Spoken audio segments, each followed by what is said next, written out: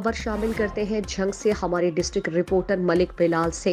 صوبائی وزیر social welfare اور بیت المال پنجاب غضنفر عباس چینا نے دارالامان جھنگ کا سرپرائز وزٹ کیا اور ایڈوائزری کمیٹی کی میٹنگ میں بھی شرکت کی۔ اس موقع پر deputy director social welfare Azhar Abbas Adil نے انہیں دارالامان پر بریفنگ دی۔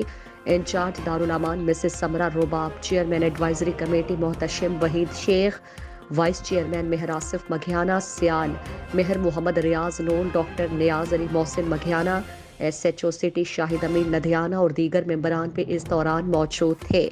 صوبائی وزیر غضنفر عباس چینا نے دارالامان کے مختلف شعبوں کا معائنہ کیا اور وہاں پر مقیم خواتین سے گفتگو کی اور مسائل دریافت کیے۔ صوبائی وزیر نے کہا کہ پنجاب حکومت خواتین کی فلاح و بہبود اور ان کی تعلیم و تربیت پر خصوصی توجہ دے رہی ہے۔ صوبائی وزیر نے دارالامان جھنگ کا نظم و نسق اور صفائی ستھرائی کی تعریف کی اور انچارج دارالامان مسز سمرا رباب کی کاوشوں کو سراہا اور کہا کہ جھنگ کا دارالامان واقعی پنجاب کا نمبر 1 دارالامان ہے۔ بعد ازاں صوبائی وزیر نے صنعت زار کا وزٹ کیا اور مختلف شعبہ جات کا معائنہ کیا۔